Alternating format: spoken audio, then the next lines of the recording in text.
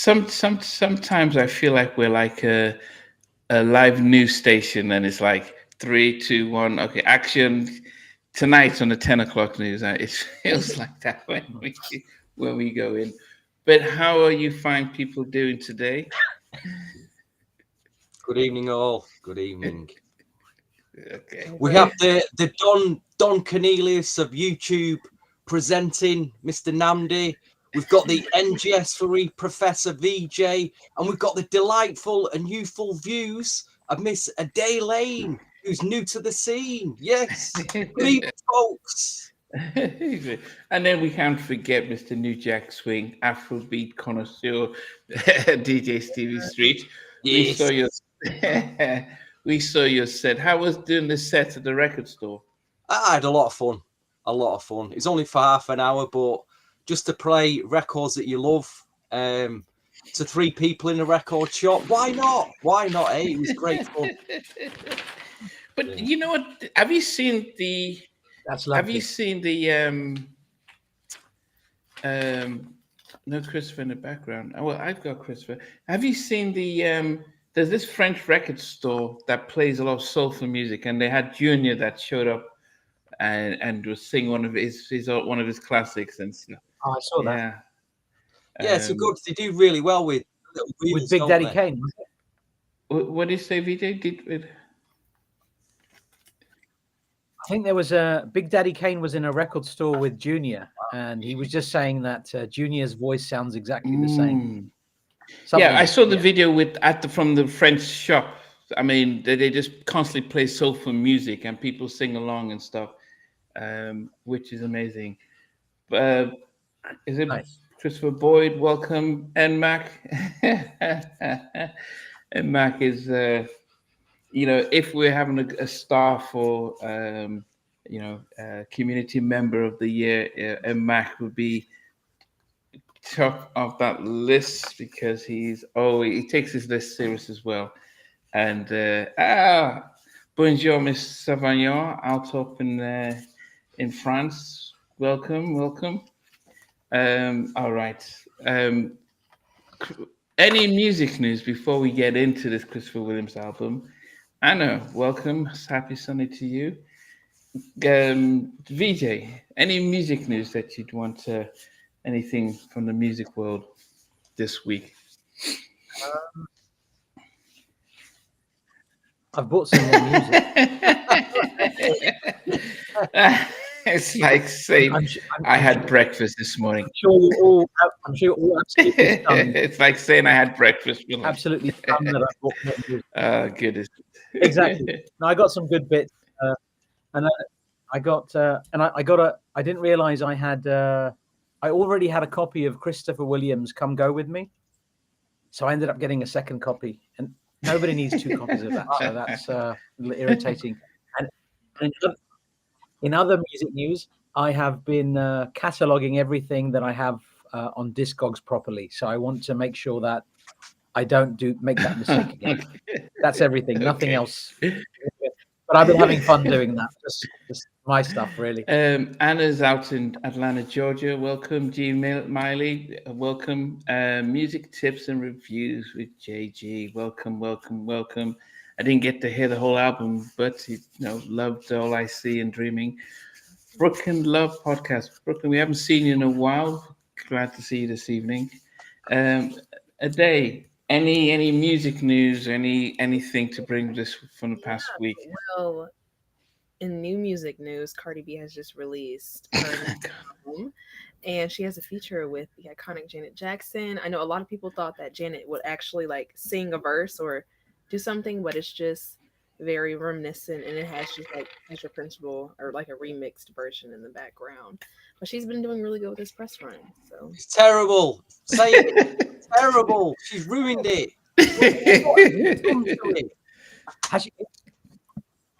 Is Janet Jackson not featured on the song? It's just a sample or something? Is that what it is? Yeah. Oh, is it like SWV Right Here remix? Human Nature? Okay. Yeah. You take a fantastic groove like the Press Principle. You take the groove out, You had a little Janet in, and then you open your mouth like the potty mouth girl that she is, and shout the N word, the B word, and every other potty mouth lyric you can think of. Well done, Miss Cardi B. Thanks for that. So, You know, Stevie, thanks for that, Miss. You know, Stevie, is it safe to assume that you don't like that song? Is it safe to assume you don't like that song? listen, I give you Cardi B version with Janet, and I give you Janet's Pleasure Principle. Which you going to play? Oh, Janet. Yeah. There you go. Yeah. Yeah. The debate's over. CV. Unless it introduces a younger audience to Janet. Maybe so. But then again, how old is Cardi B now? I don't know how old she is. She's not that young then, is she? Yeah. Okay, we've got a number of CV. Welcome. It says one of my top 10 albums of the 90s. Brandon writes the best thing she did was Fina with Bruno. Yeah. Queen D, how you doing? She's saying hello to all of us. CW had a voice that could shake stereo speakers. We are going to get into Christopher Williams very soon. Do we just wanted to get the roundup of music news? Stevie, what about you? Any music news for this past week? Well, you can check out my R&B Fresh show at www.mixcloud.com/Stevie Street/. Big shout to Jez Miley, who's in the comments, who played Christopher Williams yesterday in the Vinyl Resting Place record shop. Every little thing I do sounded great on the old sound system. And I had a good rummage through the 7-inch boxes, and I just couldn't help myself. I bought a nice big pile of 7-inch singles over it. So yeah, okay. Very happy about that. Okay. And you will see that tomorrow at 8 o'clock, premiering on In Search of New Jack Swing, episode 10. I've reached 10 I episodes. can't believe it. Double figures already. Tomorrow night. Congratulations. Thank you. Yes, congratulations on that. Yes, and I think for me, music news wise, so the rumor went around that Janet responded to Jay-Z's claim that Beyonce had sort of surpassed Michael, and so that was the rumor going around, that Beyonce said that Beyonce should focus on Beyonce should focus on cooking dinner for the Carters, and they not disparage Michael. And I thought, wow, people thought, well, Janet is standing up for her brother, but I was really surprised that Janet would take that sort of stance against Beyonce and stuff. And I searched, and there was no official comment from Janet. So there was somebody that made it up. Mm-hmm. And they took Jay-Z's interview that he did on Twitter Space 3 or 4 years ago, and then just fabricated Janet responding to that. And so just to clear up, Janet never responded directly back to Jay-Z, and the comments he made, which I posted, was done about three years ago. Now, even though what Jay-Z said was absolutely rubbish, trying to say that because Michael Jackson never did Coachella, Beyonce has surpassed him because she's culturally relevant, played at Coachella, and she's evolved from what Michael has done.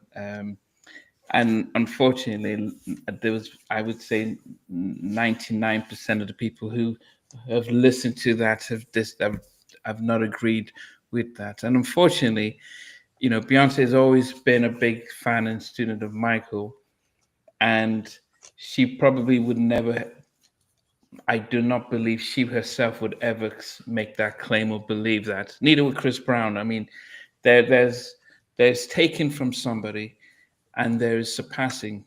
Even Lady Gaga hasn't surpassed Madonna. At one point, she looked like, oh, she was going to get there. But then she realized it's not an easy thing to sustain what Madonna has done for more than 40 years. You just can't do that. You can't do what Janet has done for that length of time and say, yeah, I can surpass them. There are levels to this. Very few people have elevated to what Michael did, for what the Beatles did, what Elvis did, and what Janet is still doing. And even Madonna, very few people can consistently be at that level. And so my biggest disappointment with Jay-Z is that why did he decide to mention Michael? Why didn't he say she surpassed the Beatles or Elvis? They won't do that because he knows that the public, especially the Rolling Stones and all those people, will slam him down. So he goes after Michael. There is no way you can do that. And so I would have thought he would have been brave enough to say she's greater than the Beatles and Elvis, and watch the backlash that would come from every media circuit around there. So that was just my little rant and stuff going on. I know VJ's itching to say something. No, I just wanted to weigh in on that a little bit, because if this happened 3-4 years ago, I'm hearing it for the first time. I'm sure a lot of us have heard it for the first time. And to say that just because Jay-Z was or Beyonce was at Coachella, somehow that is the benchmark to say that she's now surpassed Michael Jackson. It's the most nonsensical comment I've heard in my life. Was it taken out of context? It's so pathetic. He said if you the 2.5 minute thing he said, that was it. Wow. He said, tell me a cultural relevant thing Michael has done like Coachella. He said that he did Motown 25, which was cool, but has he done anything culturally relevant? Let's say Coachella, and that was his word. It wasn't like this is him speaking, that the audio clip of him speaking, and it was like Coachella, So, yeah. I like what Sauvignon said, something interesting just now. They just said that sometimes you just need to let people speak. He said. So I just think some people we just need to let Sean say what he's got to say.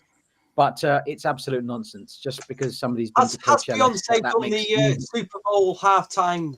No, she has. She has. Bruno Mars and Coldplay. Yeah, she did well. But Michael was the first to do it, so it's easy for everyone else coming after him to say, "Oh, this is what he did. I'm going to tweak it this way." But he was the first to do it, and so he set the standard, and then everybody followed. Go ahead, Ajay. Her outfit for that Super Bowl performance was literally giving flowers to Michael's. Yeah, the dangerous, you're black with the gold. Yeah, she loves Michael. It's no need to compare the two. Yeah. Anyway, we're here for Christopher Williams because I know Christopher would be joining in and watching us. So I don't want him to think, "Hey, what about my album?" So Ajay, I'll start with you. Being, you're just slightly younger than myself. So we were on the same age when the album came out. What did you make of this album and when it came out? Oh, well, when you've listened to it, Listen to it, yeah. Christopher Williams, what a voice! Very talented, and of course, I see the comments of like the older ladies comparing him to like a Teddy Pendergrass or a Barry White with that baritone, deep, sultry voice, but still able to. Oh my gosh, it's just beautiful. He's a beautiful man himself, and he also has the acting abilities. But the album itself is beautiful. It's interesting to hear his voice on like a New Jack Swing track, being that it is so deep, and I'm used to him doing like ballads. But amazing, really good. And when did you discover it? I discovered Christopher Williams in New Jack City. After you watched it? After I watched New Jack City, that's how I discovered Christopher Williams. Okay. I'll come to you last, VJ. Stevie, what about you? What did you make of this album? Going on, Namdi? You got your little bar. You got a mini bar going on there. Yeah. It's my going on there. His eyes. I've been hanging out with Keith Sweat a little too much, so. Get the drinks on. Get the drinks on. But what about you, Stevie? What did you make of this album and Christopher Williams in general? He kind of changes labels a lot, doesn't he? He doesn't seem to stick. Doesn't seem to hold down one record label. 3 albums, 3 labels, yeah. Yeah, but I mean, this was a great album, a solid album. One of Uptown's really best albums. This overall, because the singles were solid. I really felt he found his own in this. A lot different to the album after, when he signed to, was it Giant? Was it Giant Records? Yeah, Giant was first. Yeah, the first one. What was the third label he was on? Was it Electro? I can't remember now. was small. It's a smaller label, no? Like an he indie, went wasn't the it? An third. indie label. So Janet was the first because that's how he got on the 95, won it 94, 95. He went Yeah. for another. Yeah. What was Angela Wimbush? That was on Giant. So he went back. So the first label was Get. Oh yeah. Okay, they Geffen went first. to Giant. Okay. Geffen, Uptown, Then Giant. and Okay. Giant. And then I think he had was an album on Renegade Okay. Records. That was the last Okay. label he had. Okay. Yeah. Yeah. Last Exit. Yeah. Geffen, Uptown, and Giant. Okay. What about you, VJ? What was your thoughts about Christopher Williams and this album? So Christopher Williams, for the first two albums, Adventures in Paradise and then this one, he always seemed like he worked with good producers, like great producers, Mark Gordon, Gerald Levert on the first one. And he worked with Eddie F. and Novell on that remix of One Girl. But when he came onto Uptown, and the talent on this album is just ridiculous. This is everybody you could imagine, all in one place. I think this is comparable to maybe Usher's first album, where you've got like a superstar array of producers, writers, engineers. This is it. This was the magic album, and I think it's a shame that things worked out the way they did for him, because this should have been the stepping stone for him to blow up. I think he would have been the male Mary J. Blige that Uptown were looking for. So that's what I think he would have been, but it didn't work out that way. And it's a shame, because this album is as close to perfect as you can get. There's not a bad track on this album. Not one. I mean, yeah. It's one of those. I think I let me see now. When I interviewed Jimmy Love Jenkins, co-founder of Uptown, and he was in charge of promotions, he said he knew Christopher since when they was kids, and he helped get him onto Uptown. He said it when Christopher was a kid, maybe like 13 or 14. The word he used, that he was an Adonis, like he was like a just that even as a young kid that he was. I mean, if you look at him, he was like like probably the most good looking person you could see on that sang. Video wise, he was big. And vocally, I could say that. What I would say is that when I used to watch American Idol during his first 5 or 6 series, I used to dream that if I was ever on the show, I would wish my voice was Christopher Williams. Because I said he was like a Rolls Royce. When people say Uptown dropped the ball, I think and Christopher has said it subsequently since, it was that Uptown Unplug, that was the breaking point. If they never did Uptown Unplug, it would have been a very different thing. But he said he was frustrated, if you ever watch his on song, with the fact that when they did the Unplug and it came out, it was featured heavily with Jodeci, heavily with Mary J, and he was given just a smaller parts with Heavy D, and I don't think and the rest. And he got angry, stormed into the office, started smashing things around, and the anger stuff got kind of rubbed a lot of people the wrong way. It even affected a lot of promotion of the album. And back in those days, you had to work those stations, you had to go and promote the markets, and if you don't do that, they're not going to play the records. And so it affected how well because as you said, they got the best producers. They got good videos, but they just always needed him on board. And he's subsequently admitted that it was just a challenging time for him, and it then derailed his career at Uptown. But I think that doesn't take away from how talented he was. And I think if I could take something you just said and we could highlight that as a comment, I wish we could do that. You just described him. You said Christopher Williams was like a Rolls Royce. That is exactly the right expression. That's how big a deal he was, and that's how talented he is. And me and Stevie, we saw him at the Rock the Bells recently. And how was his voice, Stevie? He sounded great. He was on point, man. He still sounds amazing. Yeah. As I said, I'm listening to this album, and even the song that he did with Mary, I'm thinking that look at how Mary's trying to keep up with him. Most times Mary's out singing, even KC, like, and everyone's trying. This one, she was like, "Okay, please don't have me married." You know, he's almost and Mary's like trying to keep up with him, and that's why it's probably one of my favorite Mary duets, is because she wasn't the star on the album. I think one of my best ones would be, and it's on with R. Kelly, because it felt like they were on the same par. But with this one, it felt like Christopher was here and she was trying to get up there, and that's how much comment I can give about his voice vocally on another level.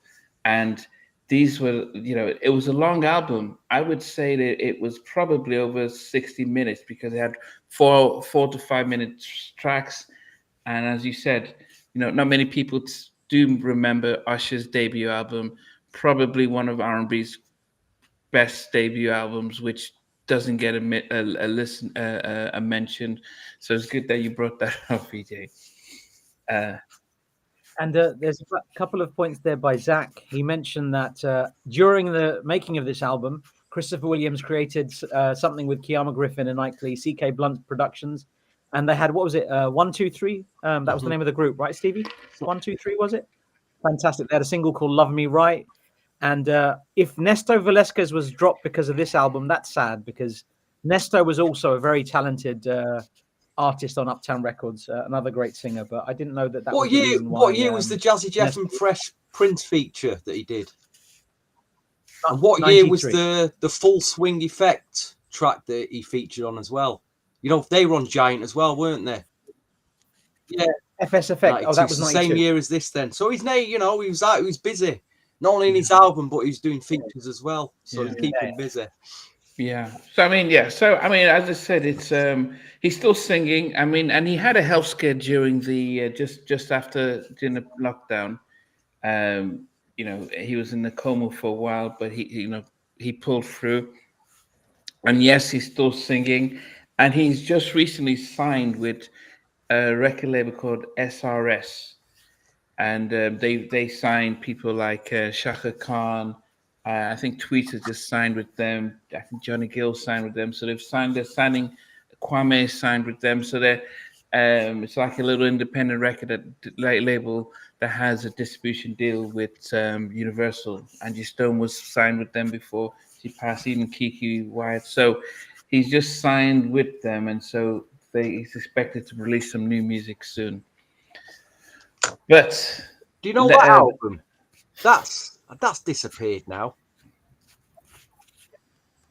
I haven't seen that one. Oh, Marco, it's the Usher debut album that we're referring to. It's X-Wish Usher album. That's his debut album that Puffy executive produced. That had DeVante Swing and Brian Alexander Morgan and Faith Evans and the whole. Go ahead, VJ. Sorry. I thought I'd bought an obscure Christopher Williams album recently, and I was really excited to receive it. And then I found out that it's a folk rock pop album by another Christopher Williams. That was the worst purchase in a long time. It was a mistake. That cost me about $25 for no reason whatsoever. Oh goodness! And Dave, when you see Christopher perform, both, when he was, did you see any of his, let's say, Arsenio Hall or his live performances? Pardon? His live performances? Yeah, even the Uptown back in the day. Yeah. Did he had the voice, but what about the looks as well? Oh, he was fine. And he still is. But I think he just embodies yearning so well. And that's a lot of things that, women look forward to when we're listening to something slow. And the fact that he's able to embody that and look the way that he does and sing the way he does and just blow the way that he does, it's like he's the full package, literally. Full package. Yeah. Absolutely. Yeah.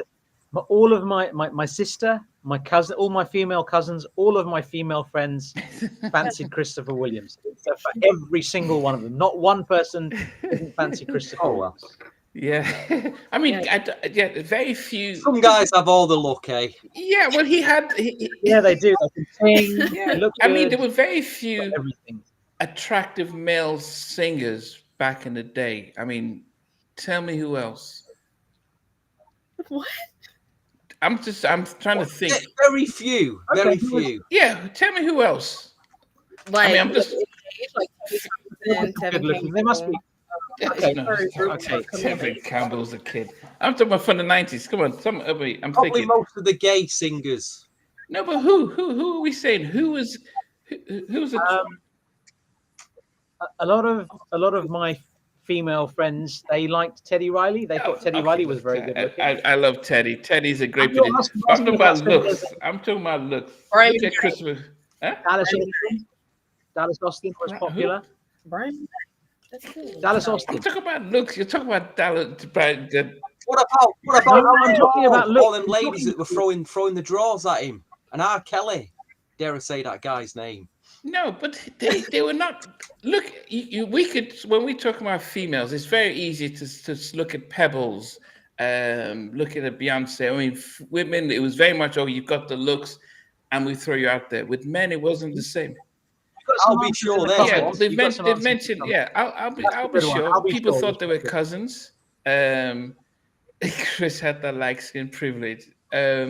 But I'm thinking, how many really? I mean, that you like? Oh, this guy's good looking. I'm thinking. DeVante from Jodeci, Brian. And Dalvin. There you go. Those All of two. Jodeci. Yeah, like there the you go. boy group. A lot. No, I mean, it's a lot of fucking men from What about Ralph Tresvant? Maybe Why are you Ralph. asking us this? all of Jodeci. I don't know What's about going on Johnny. here? Maybe I think Ralph would come in there. Babyface, okay. Babyface had that look, but I was just saying that it was not something that I mean, with Christopher, I could look at him and think, wow, look at this guy. I mean, he just looks like he's out there. But it wasn't with females. It was very much of they went for the okay, you can sing, but do you look good? That was something that was really important in the 90s. After and well, towards the later 90s, but it wasn't the same with guys. Garfield from Shy, I would say that he did a modeling career, so it was rare. It was rare. Outside of that, okay, let's get into the album.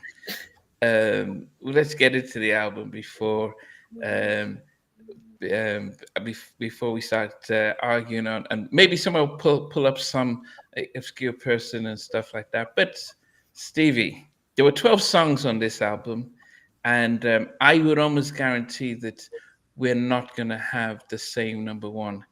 And I'm sure people like Mac will be surprised with what my number one is. Hey, Benson. But Stevie, what came in at number 12 for you? It's tough because, like you say, 12 doesn't go into 10, does it? But I do know that there's 6 records on here that I play to death, and the other 6 I don't, which doesn't mean that I don't like them. I just don't play them as much as the other 6. So it's a game. It's an album of 2 halves for me. So that's how I compiled it. Quite surprisingly, quite shockingly, my number 12 is, in fact, it's the only cover version on the album written by Gamble and Huff. And it's Christopher Williams' Tonight You Are Teddy Pendergrass. And it's a very respectful version. I think it's better as, because he did this live, didn't he? Did he do a live version of this on the Uptown special, whatever it was? I can't remember. I think this works for Christopher as a live recording, because I think the production in this, I think try to do 2 things, and I'm not sure they got it right. They try to keep it to a classic soul feel while trying to keep the newer Uptown sounds in there in the production. Didn't quite work, but like I say, it's a respectful version. Christopher Williams isn't. Yeah, the Teddy Pendergrass is too strong in my head. You're talking about one of the greatest soul crooners of all time, Teddy P. Respect for him for taking it on. Respectful version. It's my number 12, and I'll leave it there. Thank you, please. Okay. Ade, what about you? I would say that me and Mac have the same number 12. My number 12 is Where Are You Now? To me, the beat is my note is literally the beat is throwing me off from his voice. It's too fast from where I feel like the melody of his voice is going. So that's why it's my number 12. Which one? Where are you now?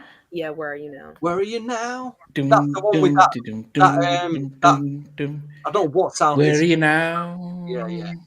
Yeah. Okay. Okay. Okay. Yeah, Benson was great being able to. Yeah, Christopher. Stevie, did you see the clip with Benson when he talked about Michael, the Beat at the Michael concert? No. Okay. Oh, I saw that on your story. Yeah, I saw that. Yeah, because at the end he mentions seeing me. What social media platform we talk? Instagram. Yeah. I was. Who are you on? Who are you on IG? I don't. Are you? Am I following you? Do you follow me? Okay, Stevie. What are you talking about? Benson's. Yeah. No. I posted something and All with, right. I thought he with posted it. something. Yeah, no, I did. Yeah. VJ, what about you? So, okay, a lot of people are saying, "Where are you now?" At the number 12. What about you? So my number 12 is the same as Stevie. It's Come Go With Me. That's my What versions are on that, VJ? Radio edit, album version, and the unplugged version. And I think it was Sauvignon that mentioned that the reason why he had a problem with Uptown was because Come Go With Me was not on the released version. But I think when the original version aired, when it was actually created, Come Go With Me was one of the songs that he sang, but it wasn't included in the special on the VHS, the NTSC VHS. But Come Go With Me is my number 12. I don't think it was the right choice for the third single. It's not a bad song at all. He does a very good job of it. Greg Cawthon production, but it didn't hit the way Teddy Pendergrass's did. Exactly what Stevie said. When you've got a classic like Teddy Pendergrass's version of Come Go With Me, it's very, very difficult to follow that up. And I think that's what's happened. It wasn't on that level. So wrong single, in my opinion. Still very good, but that's my number 12. And It was also my number 12. Because you know when Shantae Savage did I Will Survive, and I didn't realize it was the Gloria Gaynor remake. So they flipped it, and so you bring something new to it. And there have been times when artists will bring something new to a track, like what's the Gap Band one that the guy did? Is it Yearning for Your Love? Yeah, so it's a little slightly different. I mean, you listen to it, and sometimes you can be respectful for the original, but add something new to it. But I think with this, it just felt exactly the same, and it felt owed for the album because the album had a different vibe, and I would have loved him to do a Stevie remake, something like that, because that would have been he would have done something different for a different voice and stuff like that, just like how Jodeci did lately, something like that. But I think that's why it, yeah. So, and to think that was the course of the whole breakdown at Uptown, that is quite sad to see that. And yeah, but great version of it, and I like the little keyboard sort of solos. They tried to up, with a little, the little when they took it to the bridge with the little keyboard stuff, but still, that's number 12 for me. All right, Stevie, number 11 for you. Big shout to everyone tuned in live tonight. All the regulars are here tonight. Thank you so much for tuning in. Hello, Angela Lee. Yeah, the hardest when I it was quite easy picking my number 12. Then I had to pick a number 11, and I'm scratching. What can I put at number 11? And then I remembered actually when I first bought the CD, I'm playing this track, and it's about 6 minutes long, might be even longer, and it's about 3 or 4/3 into the track, and he hits this ad lib, this note, and he goes, "Oh whoa, oh whoa, whoa, yeah." He starts going, "Oh whoa." And my head turns and I thought, is the CD stuck? And I'm running over to like press stop on the CD, and then suddenly he goes, oh, whoa. And oh no, it's not stuck. He's just continued the ad, and that was "Don't Want to Make Love" makes my number 11. Yes, right at the end he starts going, oh whoa, and I'm thinking, damn, is my CD stuck here or what? But it isn't. It's just going through. Number 11, "Don't You Want to Make Love"? I know it's a great track. It's so hard. Wow. It's so from this point on, I think every song is, I'm going to be annoyed with everybody's choices now. Everybody's songs are going to be in the wrong place. It's just because now everything is, there's just so many good songs on this.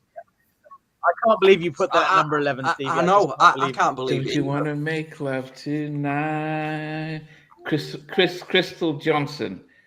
Oh no, doom tonight. Doom. Don't you want to make love? Okay, Ade, what about you? Well, my number 11 actually happens to be the duet with Mary J. Blige, "Good Lovin'."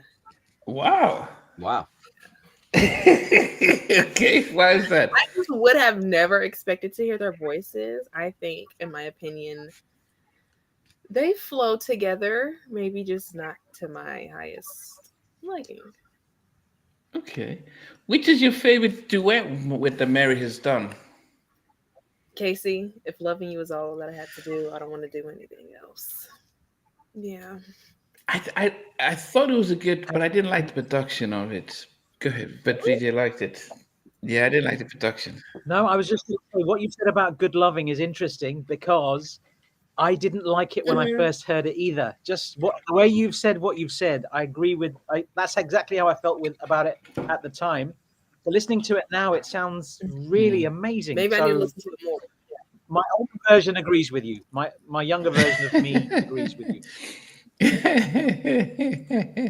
Then what did you pick as number 11, VJ?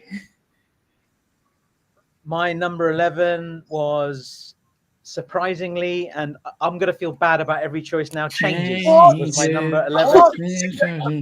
You're having a go at me. It's fantastic. Changed it. Anthony Ransom, Andre and Brian Wilson. Fantastic track. Written by Charles Chamberlain. And there's one person on this chat, Zach might have some thoughts about Charlie Chamberlain, who worked closely with Ike Lee, and Ike Lee set up CK Blunt with Keama Griffin and Christopher Williams. It's all a circle, but Changes I had to put something at 11, and unfortunately it's Changes. A killer. It's a fantastic song. I have to say it's a great song. Sorry, guys. I have to agree with VJ because apart from them, what the title cut is it number 11? You put 11 as well. No. I agree with VJ that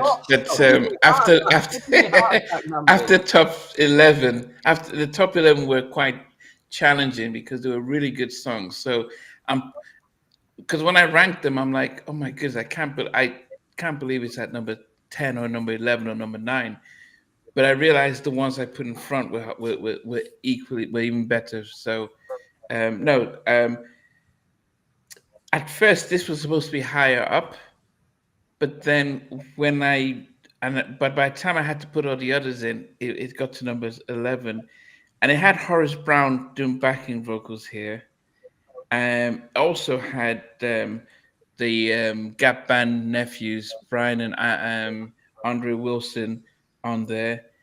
And I thought it was going to be higher up for me, When a Fool Becomes a Man. Wow. Wow. What? Oh, I love the. Ouch. What is going on today? As I said, it's not. Yeah, it was higher when I listening to it, but when I put everything in order, it just kept pushing back. I think the one thing I would say about this album is that this was, if somebody says, what does Uptown mean?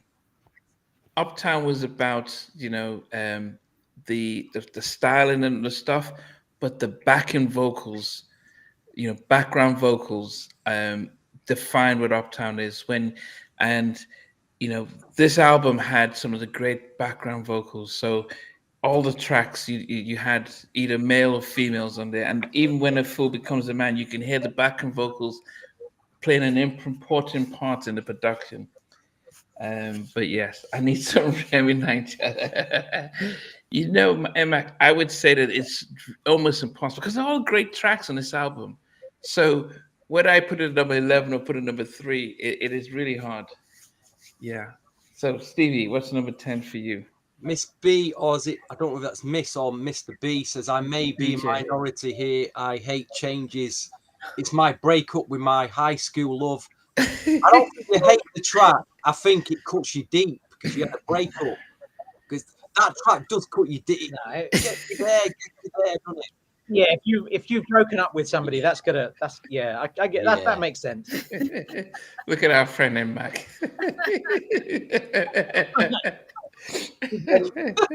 You need to drink. You need a few. Because it's like we're putting some of these big songs at the bottom of the but it's not the bottom. I'm like, there's so many big songs. Okay, Stevie, what's number 10 for you? You know what? I did listen to this a lot back then. I used to get me vinyl and play this track a lot, and I could never work out whether I really liked it or not. So for that reason, it is at number 10, and that's Where Are You Now?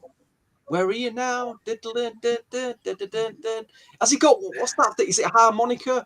No, Mr. Munoz said it was a Brazilian something. Yeah, I mean, that was interesting, but again, it was different, and I don't know whether it quite worked or not, but it is, on a good day, it's a good song, this. It's a really good song, and another day, I'm like, I don't know if I like it, but it's number 10 is Where Are You Now? Okay, Dio seems to agree with you. I have no bottom lip left now because I'm bitten it off. I can't. I don't know what to say. I don't know what to say to. Like you put changes. You didn't even put change in your top 10. I'm stunned, mate. Honestly, I'm stunned. Though it's in my top. I would not have seen that coming. It's a lovely song. I've listened to it a lot more recently than I did back in the day. But wow.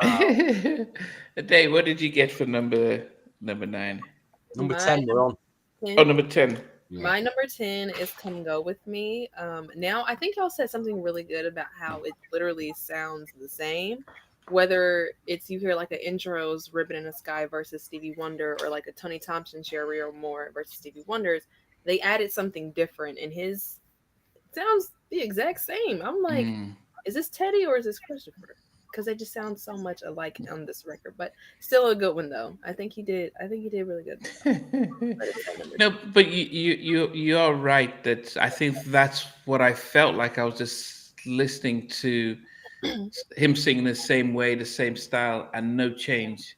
And you're right, when you do listen to Lately or Ribbon in the Night, it was very different and stuff. Mm-hmm. Oh, she broke up with me. She was playing changes. Oh, back, Stevie. She broke up with me and she was playing changes in the background while we were on the call. You're better off. You're better off, man. Man, that is cold. At least she loves Christopher. All right. VJ, number 10 for you. Oh, so with number 10, firstly, I would like to apologize profusely to Namdi because I gave him stick just now for putting When a Fool Becomes a Man at number 11. And I've just looked at my list and I put When a Fool Becomes a Man at number 10. So why did I do that? I don't know. They're all great songs. And I think Marco pointed out, and rightly so, that this song was written by Eric LaSalle, who was Mr. Soul Glow from Coming to America. Oh, yeah. He was in ER. He was in ER. Yes, he was in ER as well. So it's fascinating that Eric LaSalle was involved in this album as a writer. And I think backing vocals perhaps as well, possibly. Backing vocals was Horace Brown. But Horace was backing on this one. Yeah, with Andre Wilson as well. Wow. Yeah. Okay. Number 10 for me. I don't believe it's number 10. Because I went through this list methodically this afternoon, and some things got changed around. But I can't believe I put this at number 10. Where did I initially put it? Yeah, initially it was at number 9, 8, then 9, then it went to number 10. And oh, goodness, I can't believe it, but it changes. What? What? Yeah.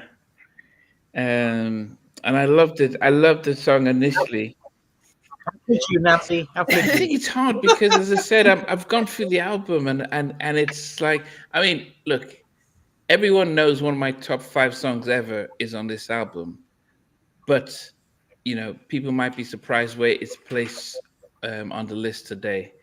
But yeah, Changes is at number 10. I expect this from Nandi, but I don't expect it from you, VJ. I expect it from Nandi, but no. Wait a minute. But this is I knew from day one that this was probably going to be one of the hardest albums because there were so many songs that were all within 0.5 of each other, songs, and it was going to be very hard to start to put them in an order that it doesn't make sense that Changes to the number 10 because it's almost as if I didn't like it, but it was almost like, well, the other songs that I just like just fractionally better. Yeah. Okay. Back to you, Stevie. Number 9 for you. You know what? I think the writers and Christopher got this. They got this the wrong way round. I mean, the title of this song is very 70s soul, but it should have been. It would have been a lot bigger, and it got a lot more talking points if it had called it "When a Man Becomes a Fool." That's what it should have been called. When a man becomes a. Because how much tomfoolery do men do when it comes to women? A lot. So it should have been When a Man Becomes a Fool. Because we're all a bit, as men, we all enjoy a bit of tomfoolery when it comes to the ladies, don't we, men? A bit of tomfoolery. That's so funny you said that. I was thinking if they switched up the words, how would that be? I was thinking that this week. Switch fool and man around. No, I'm just joking. By the way. But seriously, on a serious tip, it's a deep song. It's a deep song, and it does hit hard. And so it is at my number 9, though. I didn't listen to it a lot back then. I think now, it hits a bit harder now. Being a mature guy, it hits a bit harder. But I do like the narrative of what he's saying. I mean, and that's you listen to the lyrics and the evolution of the song. So it was definitely a beautiful track. Yeah. Miss Savanya says that Horace Brown is in London, saying that he's getting more love here than it's in the States. The States, you just have too many. You just have all the artists, and you've got so much to pick from. Yeah. You spoiled for choice, and that's probably why. Okay, Ade, what did you have for number 9? My number 9 is Let's Get Right. Immediately, I noticed the beat from What? You Remind Me. And again, Willis. you're like the beat again. It's just, I personally just don't like his voice on this. Wow. That's a diss on Puffy for doing that production. Damn. And he simplified it. He did his Puffy thing and he used that beat over with the rest of his artists. Mm-hmm. Take that. It's okay. It is a bit offbeat. It is a bit offbeat, that production, but I do like that because of it. Yeah, that was what yeah. Okay. Stevie. Oh, what happened? Where'd he go? It's VJ. He was the neighbors has cut him off. Gone. He just came. What happened, man? Did your neighbor? No, somebody texted me to say that I wasn't in sync, so I came off and then I came back on. Okay. I don't know if I'm in sync now. I'm sure they'll probably tell me it again if I. Yeah. You're Justin Timberlake, so. Oh. If he's in sync, Justin Timberlake. Oh, I get it. Okay. Yeah, now you guys get it. It's Sunday night. It's obviously been a long week or something. Okay. Well, what's your number 9? So I agree with you, Ade. It contains a sample of Graham Central from 1975, The Jam. It includes the WAP version of Son of a Public Enemy by Public Enemy in 1987. It's a Tony DeFat and Puffy production. It's Let's Get Right. It's not that I don't like this song. I really like this song, but this is such a tough list. And the most interesting thing is you have background vocals by Kevin Dean and Avon Ace Marshall on keys, not backing vocals. And Avon Ace Marshall was in the group twice. They did a song called Sparkle, which was produced by D'Angelo and remixed by Rodney Jerkins. And the fact that he's on this album just makes me smile because he's a lovely guy. And and Tony DeFat as well, one of my good friends. But sorry, Tony, I had to put this at number 9. Okay. Good song. It's a great song, though. Which one at number 9, VJ? Let's Get Right. You put it number 9 as what's going on? Yeah, it's a mess. This whole thing's a mess. Oh my God. I'm shocked. I'm shocked again. Let's get it right. Okay. My number 9. Another one with Crystal Johnson. She was all over this with her cousins. Well, I don't think her cousins went on this, but what did it remind me of? It reminded me of a little bit of PM Dawn's Lost Without You. It's Where They Now? Where Are You Now? It's almost like he was holding back vocally because he needed it just, I think he was big, his voice is bigger than the song, but I did like the switch up. I think it was a remix of Joy, that type of sort of vibe that I get when I listen to it. Where Are You Now? Dum, dum, dum, dum. So that's number 9 for me. Actually, it was higher up, but I don't know how it slipped down. But then again, it was just so many good songs on there.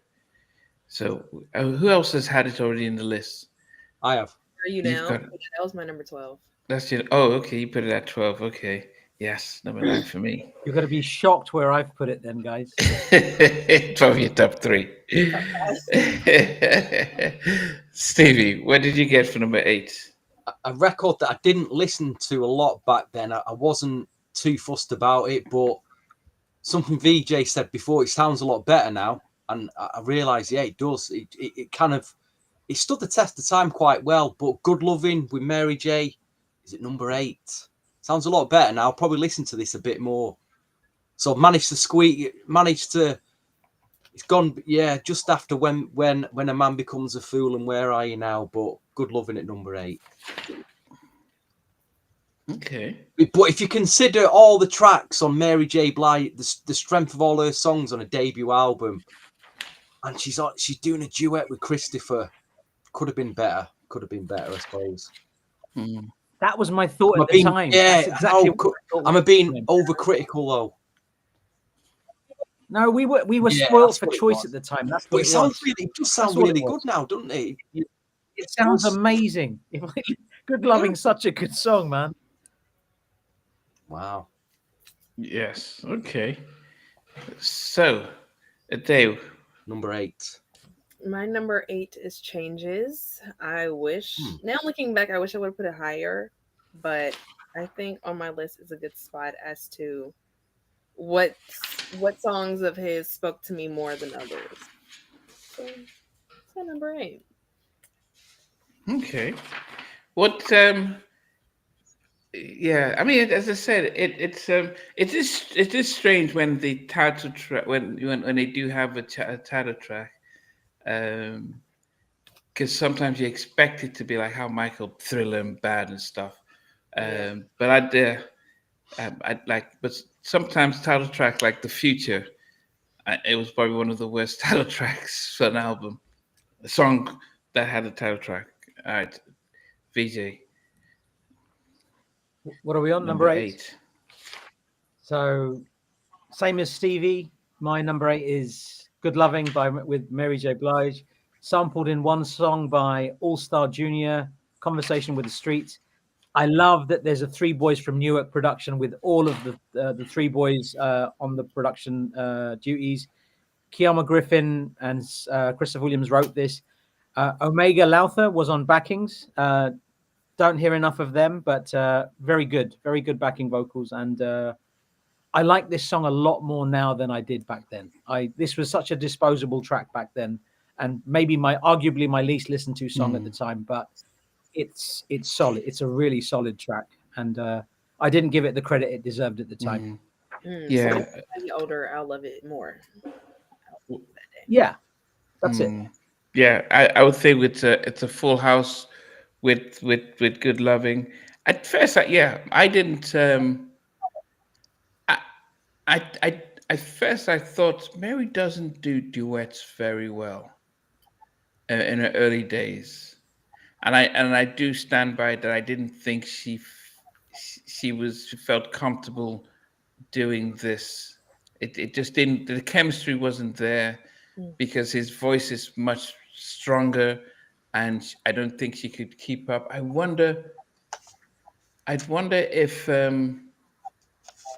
if she had somebody who's vocally stronger, like say Mariah Carey or Whitney, how that matchup would have been.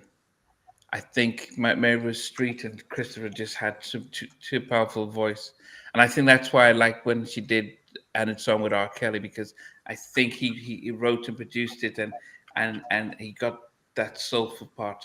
So she did well with Casey and did well with George Michael. Yeah. But I think this early Mary, I just didn't. I think she just So Good Love and good song, nice little track, and it had some.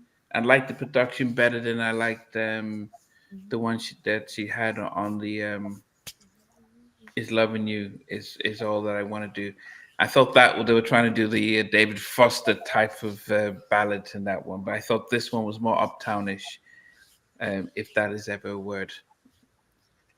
On to number 7, Stevie Street. It was nice to hear Mary's youthful voice on that. Like I said, I do agree with what you were saying, Namdi, but it was just refreshing to see how young she was when she was singing on that. But yeah, anyway, what are we on, number 7? 7, yes. It's a killer track, this, and I just didn't appreciate this much back then. Maybe too young to appreciate it, but now I realise what a killer track this is. But the title cut changes has made my number 7. Okay. Number 7. Is that the highest it has been on this list? I only did one draft. I've not changed it. I did one draft, sent it to VJ so we could compile his notes, and I've stuck with it. So, but I was wondering, has anyone had changes? They still have changes on their list that hasn't been said. Everyone mentioned it. Yeah, so you've got it at the highest. Okay, number 7. Change. I mean, as I said, to me, the backing vocals of that made the song, because it was just consistent throughout. But definitely, yes. Okay, Ade, what's your number 7? My number 7 is "Where's the Love." I actually love when the beat track on the back of his voice, and I love when Stevie actually put that song in his on your story when it's playing in the background. Yeah, I love it. I love the upbeatness. This shows where his voice can match an up tempo beat. I love it. I do. The start, the way that inch just rises, that absolute it destroys me. That. Oh my! Great song. It's "Where's the Love." Okay.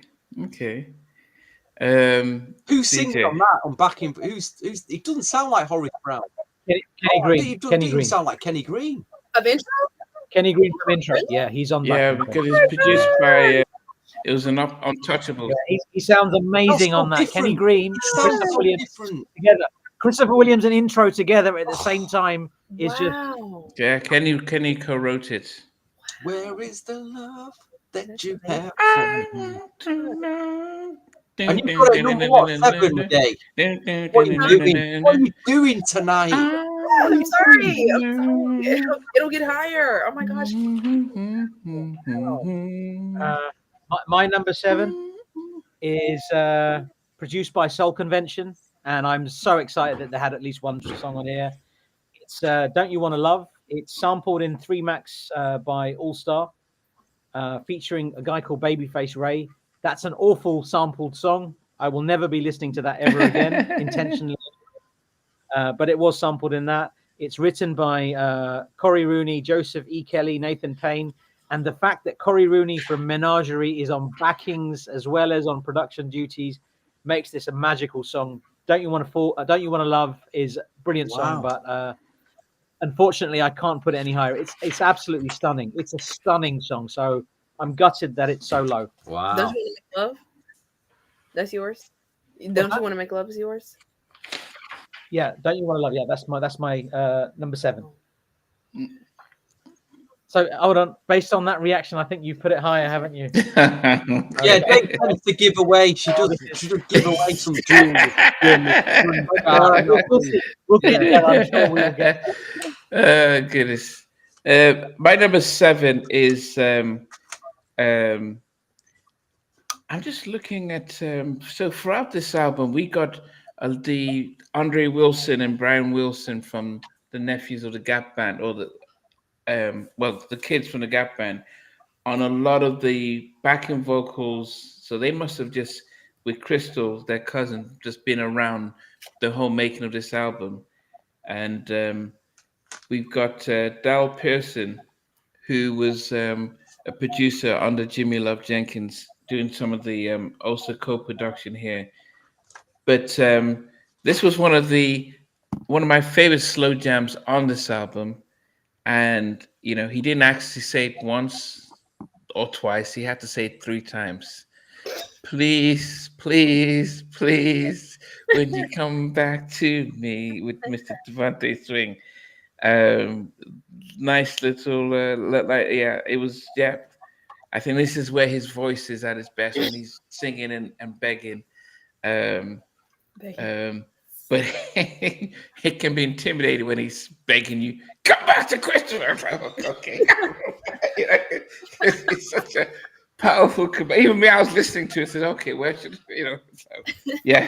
so please, please, please, at number 7, DeVante Swing production. At number 7.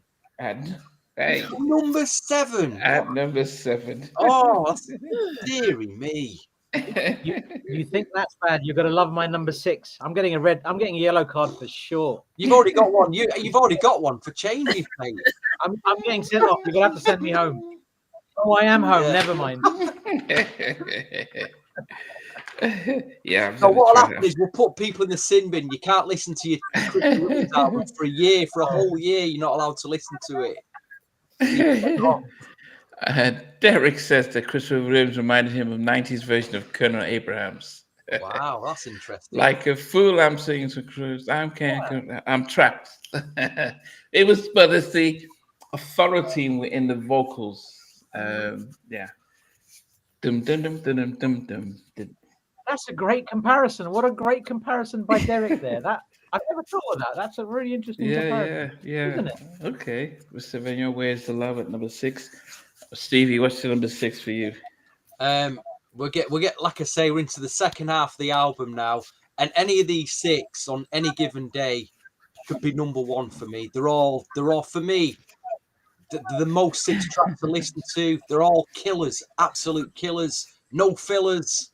But there had to be a number 6. And I still, maybe you can tell me, VJ, who is the girl singing in the background? But when this track comes on, the whole mood of the album changes. And it's not changes, by the way.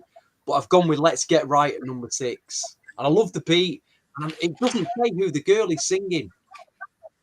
I think the girl is the same backing vocalist that's on Every Little Thing You Do. I forgot the lady's name, but she bakes cakes now. She's got a cake company, and she does. Don't you have the album with you? Is her name not written down there? I'm just looking on Every Little Thing You Do. See if he mentions her. She's not on Every Little. She's not credited. Omega Lothar. Is that her? No. There's she does. Not credit her. It's like when you listen to Guy Goodbye My Love and you hear Tammy singing in the back. It's like that. Yeah. No, it's just like that. So when you listen to Every Little Thing You Do, How beautiful is the lady's voice in the That's background? yeah. Her tone and Mm. everything is Perfect, perfect. And now she does. Well, I think she still sings, but not professionally. She bakes cakes. If I remember the name, I'll share it. And if not today, then I'll share it another day. But there is she's on Instagram. She is on Instagram, but it's baby cakes or something. Something like that. Okay. Wow. Yeah. But as I mentioned, the backing vocals of this album. This was Uptown. They had Tina and Tamara, Crystal. They had the female vocalists. It's just like when Teddy had Mary and Marsha and Tammy. This was one of the things that I loved about this album throughout was they had some great backing vocals, and it's a pity that I looked at this dog. I looked for everywhere to just get the credits, and it's hard to find them. Maybe I should have asked Crystal Johnson which one she sang on, who else was on there. Anyway, a day. What is number 6 for you? Okay, let me just say this beforehand. You asked me when I first discovered Christopher Williams, this would have been my top 2. But as I've gotten older and I've just listened to it, I've gone older. A couple of weeks. I have to put it a little bit down. Stop it now, please. Stop it now. Let us speak, man. But I love the song. I love the video. I love the fact that it comes from the film that I discovered him in as like a teenager. But it's Dreamin' is at my number 6. Okay. Yeah. I mean, some people. I mean, Mac was saying that because it was 2 years old, but I'm thinking, man, but that's a hit is a hit. Doesn't matter how old it is. Yeah. So it's in your top. That's number 6. That's fine. It's really good. Yes. VJ, what did you put down? Marco and his comments. He said that Mary J. Blige was on 2 songs. If Mary J. Blige was on Every Little Thing, she may have been, but she's not the only vocalist. So the person I'm talking about is the main vocalist, and Mary J. Blige is definitely not the main vocalist on Every Little Thing, because there's somebody that's not credited. I forgot her name, but she's not on there. And Derek is blowing my mind. Rick Astley jacked the beats for Trapped from Colonel Abrams. What? You ruined my childhood, man. What are you saying? Did you not know that? I didn't know that. I knew know that. I That's what Stock Aitken and Waterman said that in an interview we did. No, but the thing, you know how sometimes you miss something and you're like, something so obvious. I mean, how many times have we all listened to Rick Astley's Never Gonna Give You Up? And it's never resonated. So Derek, thank you. I didn't think of that. Anyway, my number 6, and I'm ready for your yellow card. You can give me a red card for this. It's that bad. I'm gonna get annihilated for this. I know it. My number 6 is produced by 3 boys from Newark. It is background vocals by Kiama Griffin, Omega Lowther, mixed by Dave Way, written by Christopher Williams. It's sampled in 3 songs, including Bryson Taylor's track Honey, which was produced by NES. It is Every Little Thing You Do. What? Every Little Thing You Do is my number 6, and I love it. And don't get it twisted. Every Little Thing You Do is an incredible song. This single is incredible. The Doghouse mix of this is outrageous, and the original album version is stunning. But I had to put something at number 6, and unfortunately, that's it. And I'm ready. Give it to me. I actually didn't like the remix. I think there's some songs that a remix just doesn't. Maybe adds stuff to other people. Like there was one I had a rap. I just thought, nah. I just loved I think the original was just perfect as it was. But anyway. Okay. That's his. I do wonder what you'd put at top 3. Number 6 for me. It was I put down here. This was his main New Jack track on there, and it was the Untouchables, the production on this, and that is Where's the Love. It almost was there a vocal on this, or was Where's the Love? Where is the love? because it had that din, din, din, din, din, din, din, din, yeah. It was a nice offbeat track and stuff. Yeah, number 6. It says being solid at number 6. But as you mentioned, it was co-produced by Darren Piano Man Whittington, lyrics by Christopher Williams and Kenny Green. Yes, and then produced by Kenny Smooth. But Kenny Smooth, for those who don't know, was one of the Untouchables, but he also was the one who just signed and discovered Changing Faces. And it was signed to his label, his production deal. Stevie, top DJ, 5. which did you buy first, the LP on import or the CD? Man, I didn't have a budget for CDs. Are you mad? Getting an extra £5 together back then. No, thank you. I was LP man. If I had a budget, I'd tend to buy the LP. I definitely bought the LP, but I bought the LP a week later than I should have because Rex and Effects album was out that same time, and the guy said, "I said, which one should I buy? Rex and Effects Hard or Smooth, or Christopher Williams?" And he made Christopher Williams' album sound to be some middle of the road 80s rubbish soul, and the guy wasn't selling it very well. And I heard it a week or two later. I'm like, what the hell? Why did I miss out on this album? And I got it a week or two later on vinyl. Okay. I'm thinking, I'm trying to think, I was 18 years old, and it's a shame a day won't have this similar experience as what the likes of me you had coming out the import shop, because I got the LP, right? And I do remember the actual cut when you played it was a bit low. It was very low pressing. The pressing because I was going out on a Saturday night with my DJ friend, so I've got the number 5. I've got the most memories of this track. It's a shame it's not number 1, but I get to hear this in a club, and I remember thinking it wasn't as loud as all the other 12-inch cuts that. But you won't experience this. I just wish you could experience this a day. Going into a record shop on a Saturday, getting that new release, then going out with your friends, and you and the DJ playing the track that you're raving about. But when I first heard the LP cut of Every Little Thing You Do, I was just blown away. We was all blown away by that. Fantastic. I like saying when the 12-inch dropped, and a big shout to Leaky Fresh on OE Tunes In. I remember him playing it on various nights, hearing him play the Doghouse remix, and because I know he liked that remix, and that mix booming out in a club. But I'm going back to my memories now, and I wish I could get my TARDIS going back. It's TARDIS. For those who don't know, that's a time machine that Doctor Who used to use. That's the time of your life, and it's gone. And something like a day, because club culture isn't there anymore, a day's never going to experience this. That's a shame. She's got to go to Coachella once a year and pretend Beyonce's amazing like everybody else does. But it's like that. Then clear these tracks on a Saturday night. Yeah. Well, apparently some people think Beyonce is better than Michael Jackson. Well. I just thought I'd bring that up again if there wasn't enough drama in this podcast already.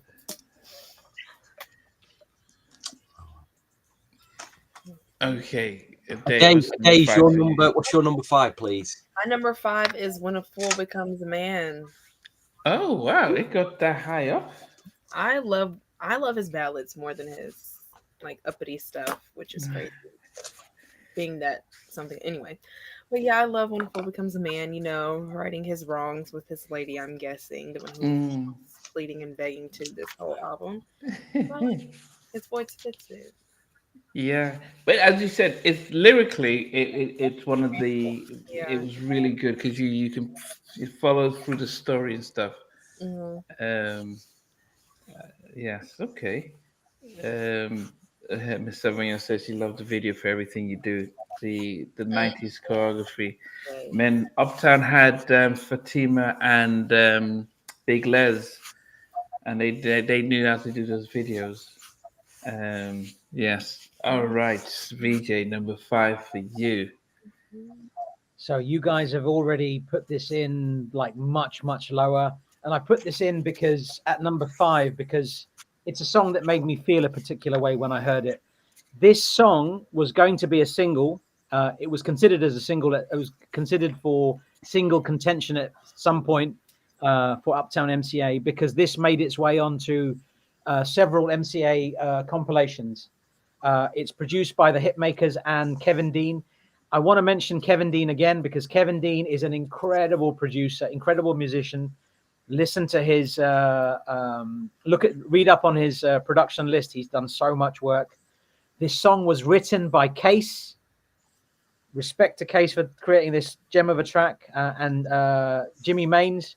You've got the backing vocals of another Uptown artist, Crystal J. Johnson, on this. It's mixed by Rich July. You guys have all put it down at number 10 or 12 or 17, or whatever you've done. For me, it's at number 5. It's Where Are You Now? Wow. What a tune. The way this song just builds up, it just takes you on a journey, and it's just, it makes me feel something. This song makes me feel something. Ooh, for me, it has to be there. So, yes. Well, I mean, it's yeah. I think this is the one time when if a song's at number 9, it doesn't. It's one of those technical placements because that's it. I'm glad you said that. So, and I'm glad you said that because that's your way of telling me, DJ, I like this song. No, as I said, it was for this. And I just said it. It reminded me of Joy. If you one of the remixes of Joy or one of the PM Dawn, because it was the steady, smooth stuff with the Where Are You Now? It's consistent, and he's singing. Yeah. So yeah, beautiful track. Oh man, I'm feeling like I'm hearing it. Yes. At Marco, that's called an album cut. Number 5 for me. But Marco, before you stop saying album cuts and keep saying stuff, it was a contention for a single, definitely, because MCA. They put I think I've got 5 compilations with Where Are You Now on there, so it was definitely in contention for a single, and we could probably ask Christopher Williams that at some point, or anybody involved in this track, but it was in contention. It's not just a track. Yeah, it wouldn't surprise me. I mean, there were so many other good songs on this. Number 5 for me, I think they should have released it as a single. And what I liked about this track, not just the backing vocals, but it was, I think this is what, this is probably was the blueprint of what this guy knew how to make hit records. When Darkchild was doing a remix of Gina Thompson's, what's the name of her song? The Things You Do. The Things You Do.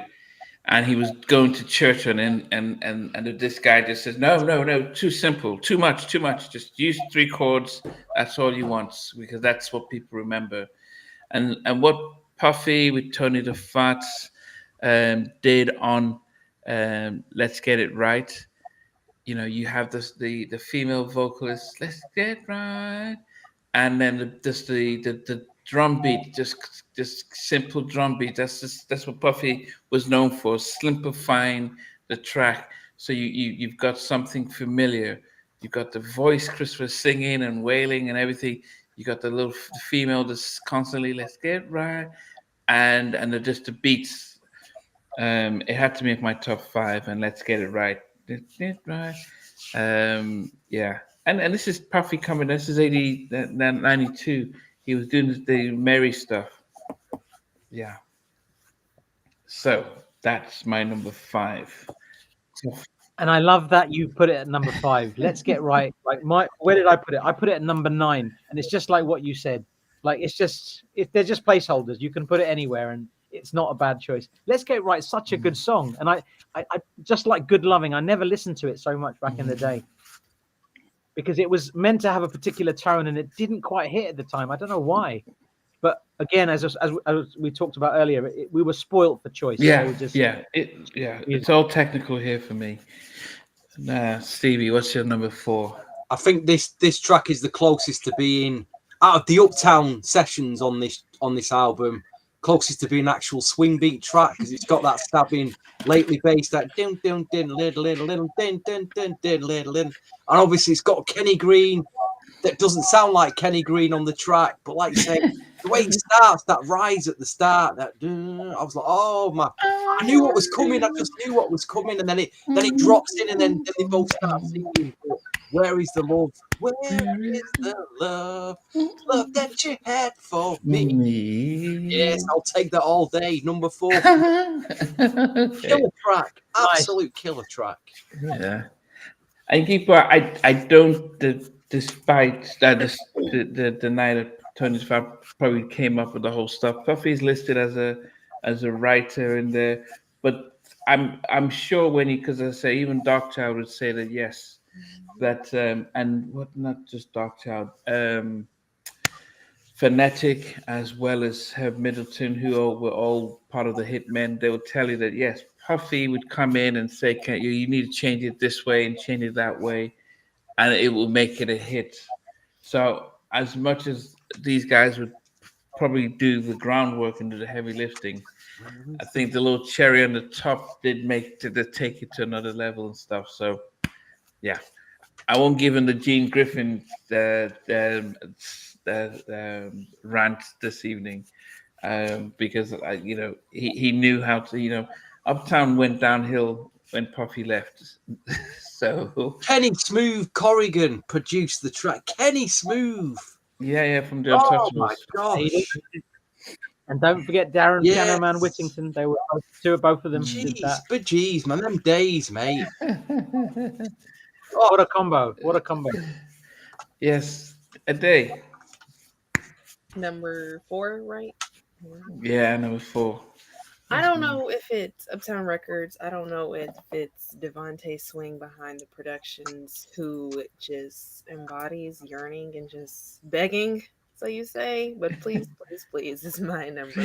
I love it. And it kind of intertwines with Come Go With Me because he's just begging her to be with him and be in his presence. And I love it.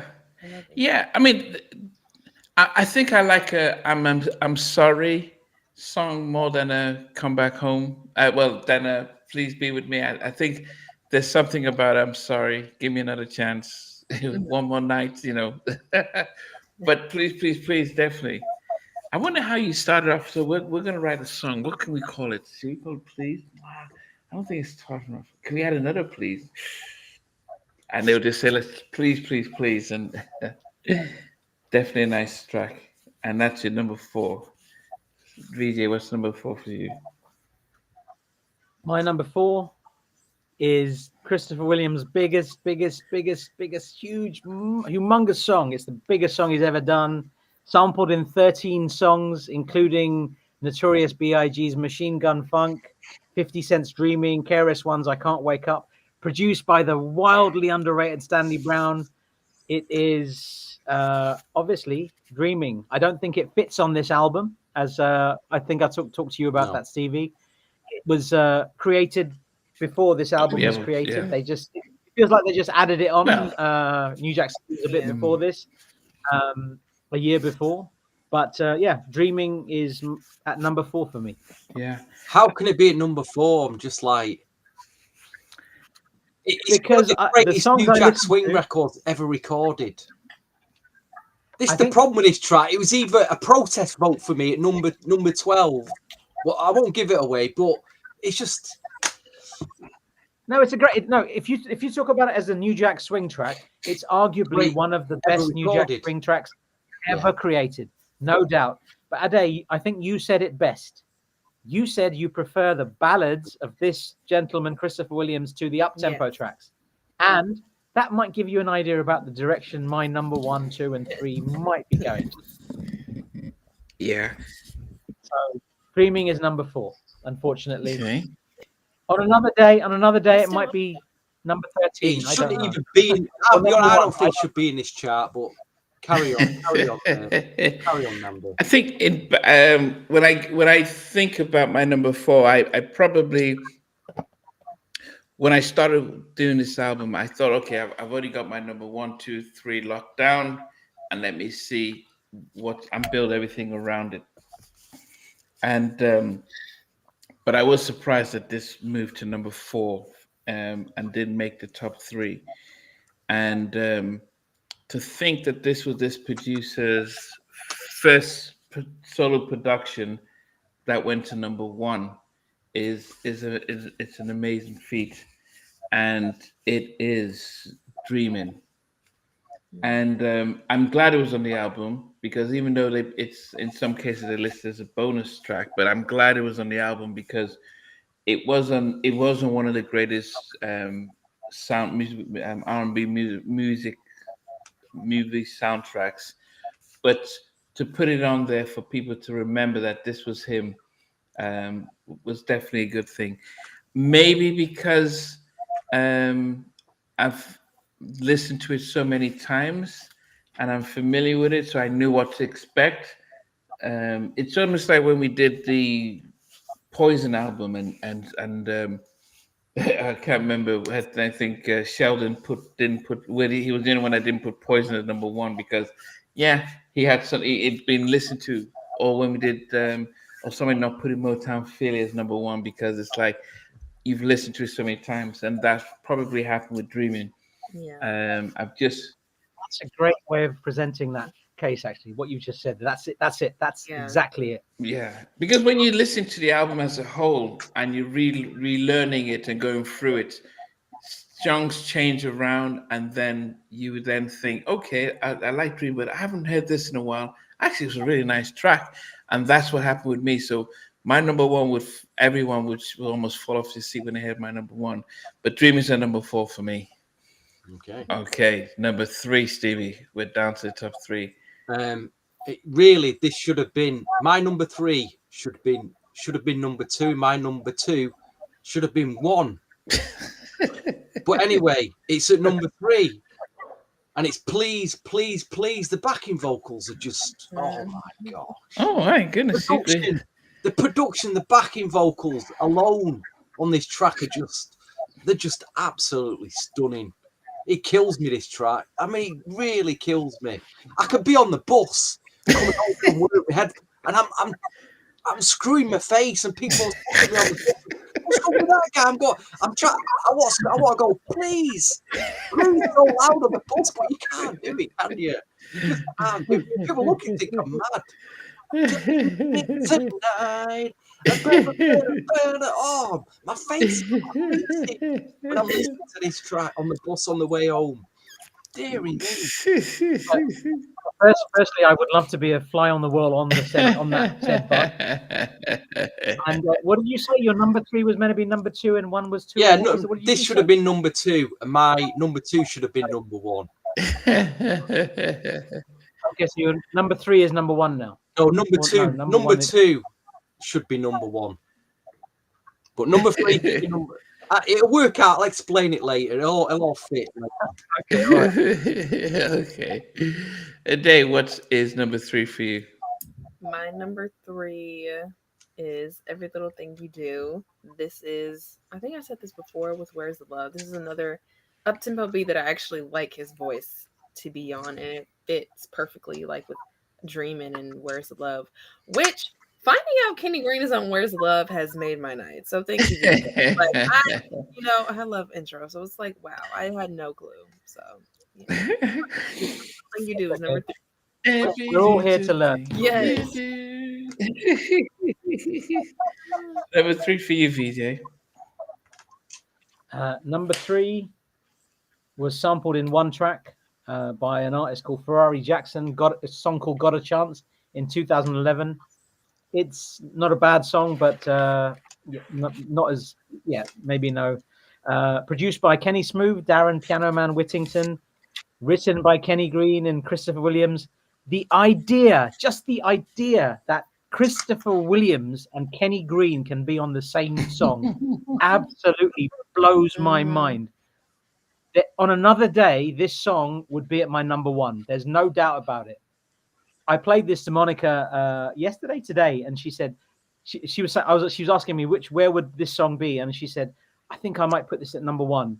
And then she changed her mind and said, no, actually, it's Every Little Thing You Do at number 1, and this was number 2.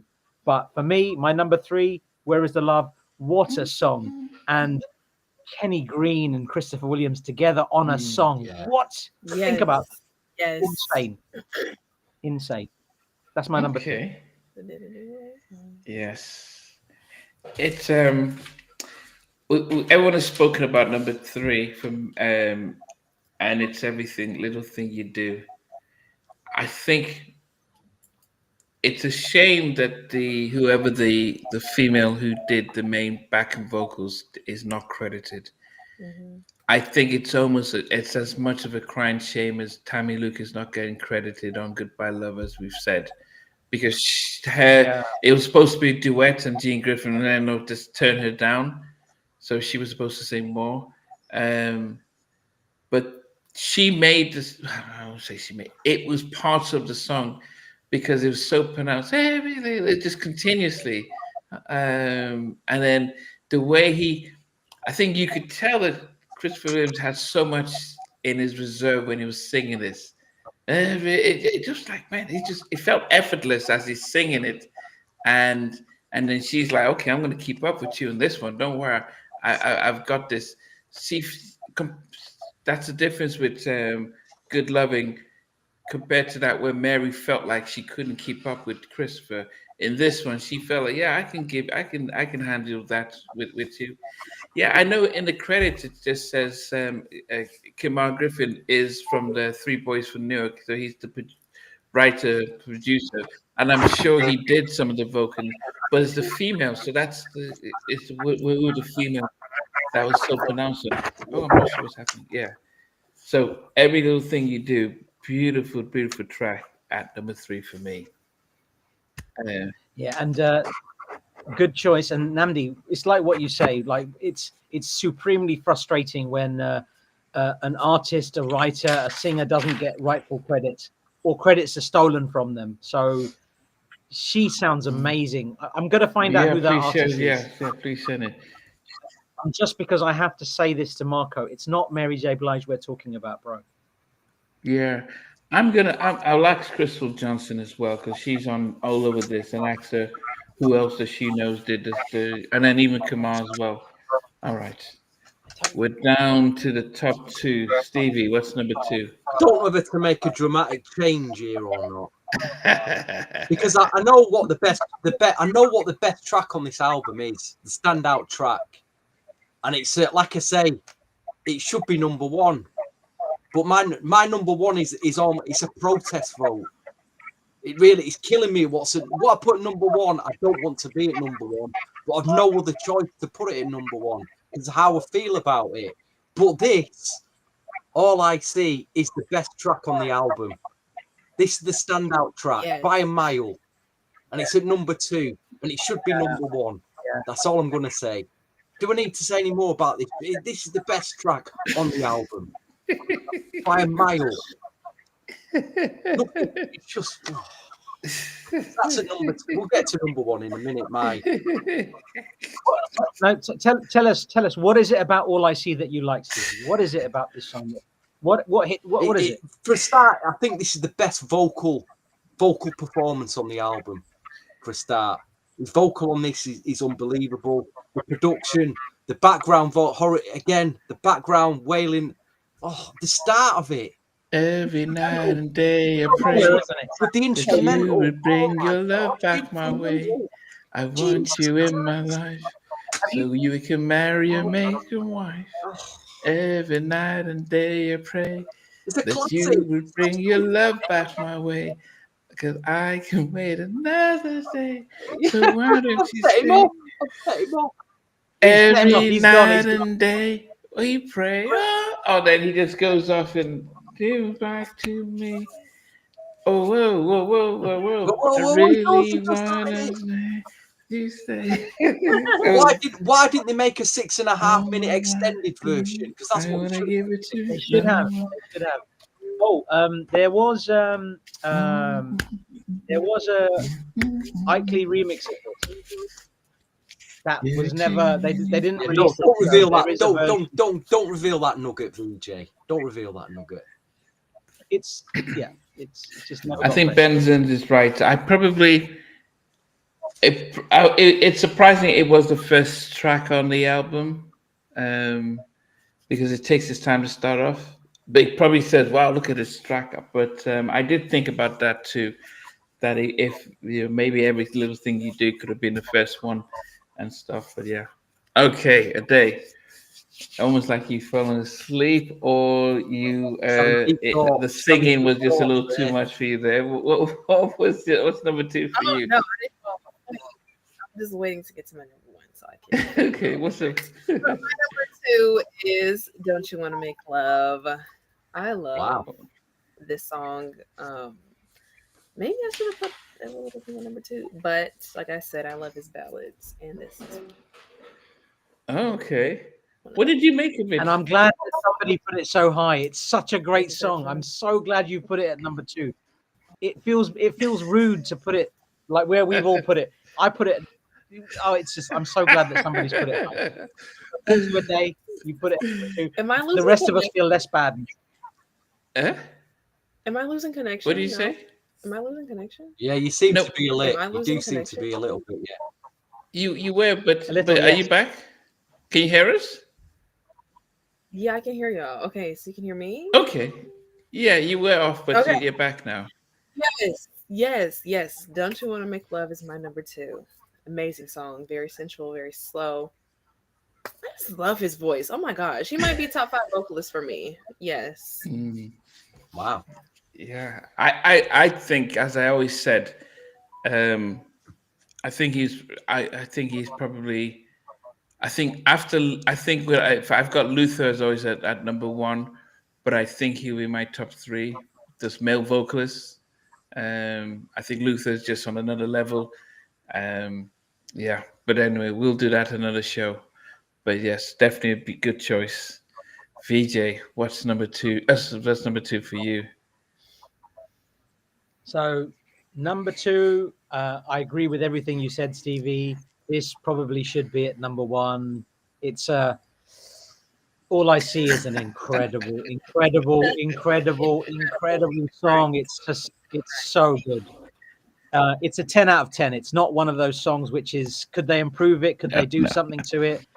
I think somebody said that it's because you like Horace Brown. Not at all. But DeVante, as we've discussed on previous podcasts, was DeVante's backing vocalist and created lots of demos with DeVante Swing in 92, I think 91, 92, around that period. There was a track by Bryson Tyler called Still Yours, which was produced by Cool and Dre, which uses an obvious sample of this song. It's very good. But Horace Brown on backing vocals with Christopher Williams, produced by DeVante. This is just absolute magic. All I say, it's just too good. This is a 10. Like every time I thinking that I put this at number two seems so wrong. It's like I've hit and fallen and hurt my head or something. It feels like that, but it's at my number two today. So that's my number two. Wow. I don't know what's going on with you guys. We hit and bumped our head, Namdi. That's what it is. Yeah, I don't understand. It's hard. Three, please, and all I see just like, can you separate them? They're inseparable. Them two tracks. Sorry, Namdi. They're just inseparable. Oh goodness. So at number two for me. So I have not shied away to always talk about my 5 favorite songs of all times. And the 5 of them are random songs and includes "A House Is Not a Home" by Luther Vandross, just an amazing track. "On Bended Knees" by Boyz II Men. "One More Chance" Bobby Brown. And my all-time favorite song is Michael Jackson's "The Lady of My Life." Never. You know, There's not a week go by when you don't tell us that one. Yeah, come on. So that's my old.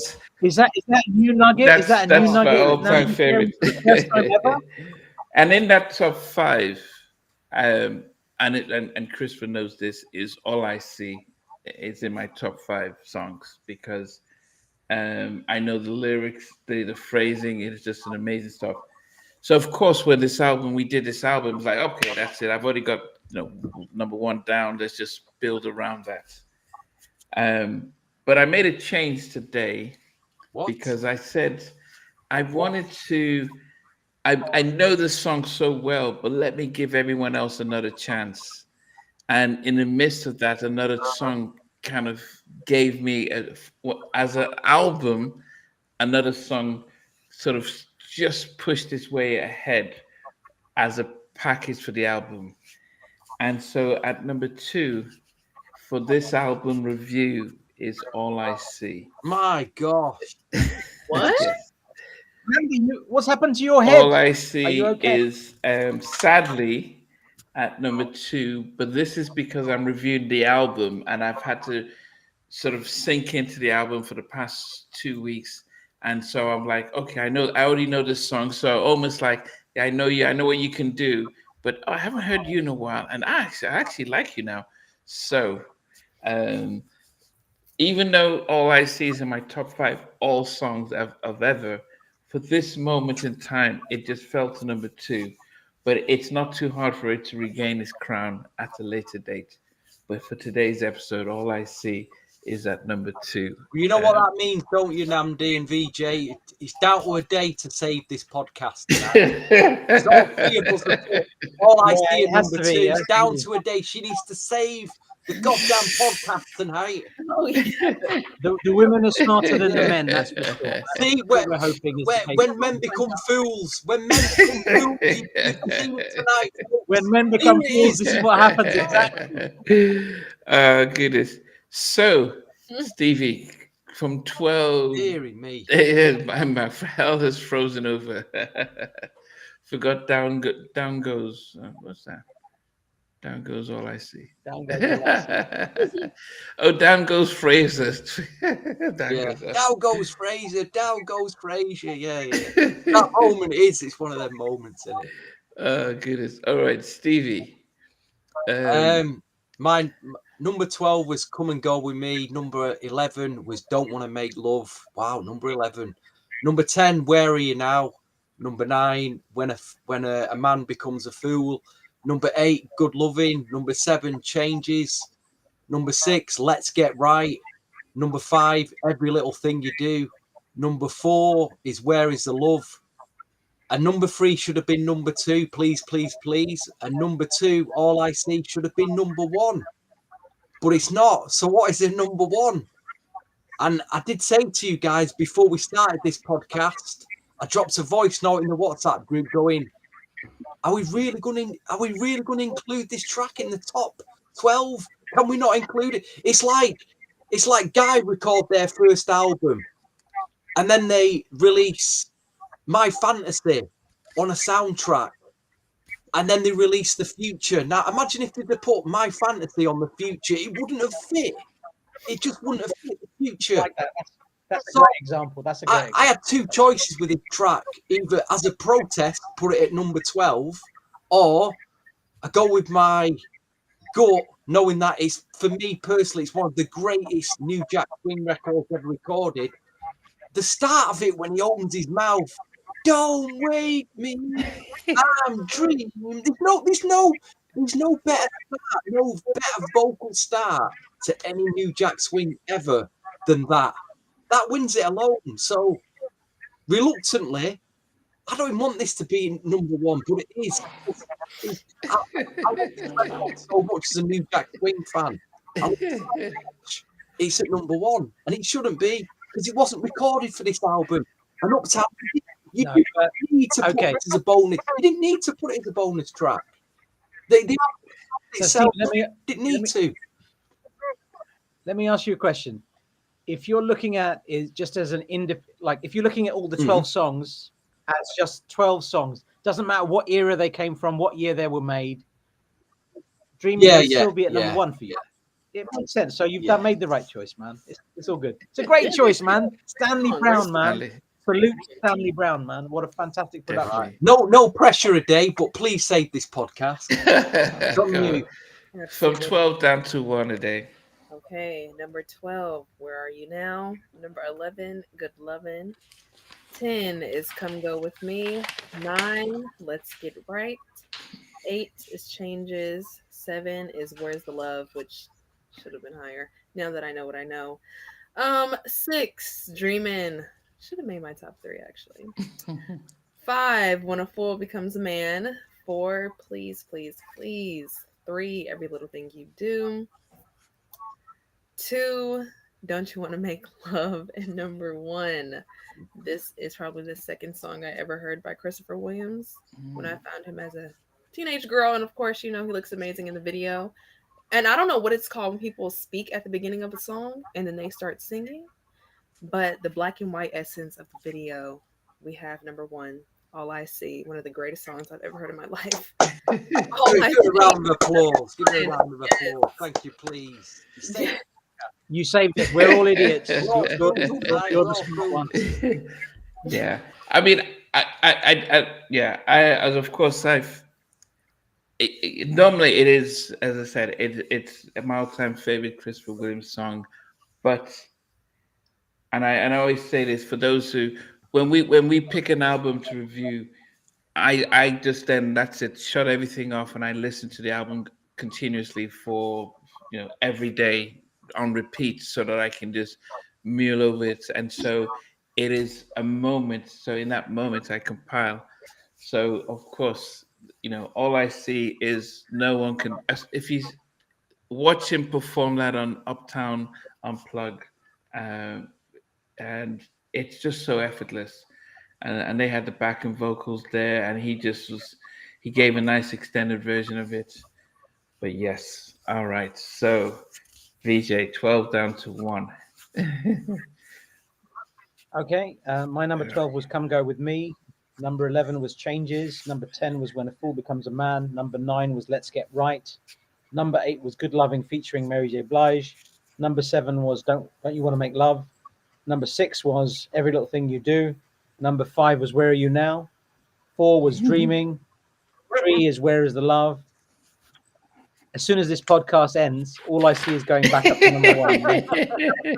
Just for this podcast, all I see is it's perfect song, as we've all said so many times.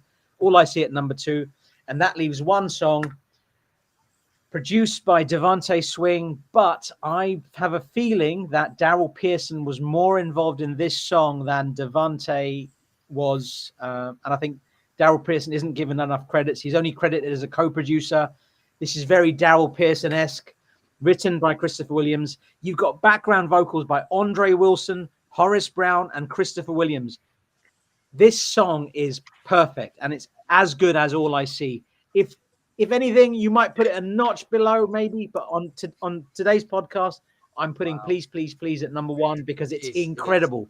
The vocal delivery is insane. This is like a proper Jodeci meets Christopher Williams, Uptown Records. You've got Andre Wilson, who also did that incredible song Had Enough on the DJ Eddie F and Untouchables soundtrack in '94. Rest in peace. He passed away recently. Andre Wilson, incredible vocalist. Horace Brown, Christopher Williams. They're doing the background vocals. And then Daryl Pearson and DeVante Swing taking the production duties. This is a perfect song. Please, Please, Please deserves a lot more credit. And that is my number 1. Okay. Brilliant. Can't argue with that. All Three right. great choices. Don't come on, Namdi. Don't let us down now. Don't let us So down. number 12 was Come Go With Me. Number 11 was When a Fool Becomes a Man. I'm surprised it fell so, but then it's a great album. Changes at number 10. Because as I'm saying this, I can hear the backing vocals and the songs. At number 9, I had Where Are You Now? At number 8, I had, let's go to the back here, Good Loving. At number 7, it's Please, Please, Please. At number 6, we had Where's the Love? Number 5, let's get right. Let's get right. Boom. Number 4, I had, what's number 4 here? Dreaming. Number 3, Every Little Thing You Do. Number 2, and this is just for this moment in time, is All I See.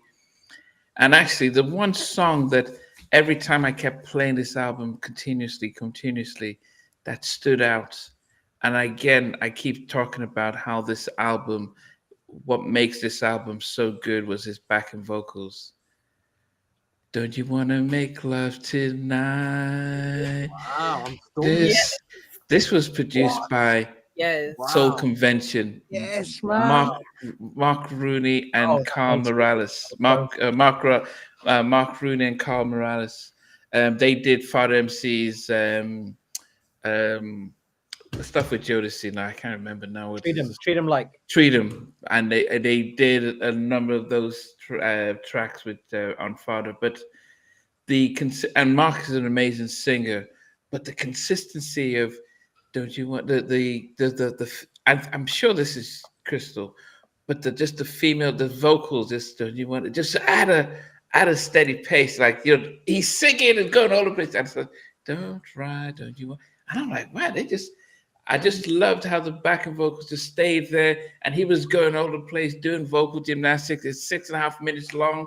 It was such a surprise for me. I know, Mike, you'll be wondering, like, how did I not put All I See? But I think when you're listening to an album on repeat and you're familiar with a track, this was the one that just got me. I was like, man, this was so, and I didn't even know, because I didn't check the producers before listening, because I didn't want to be biased.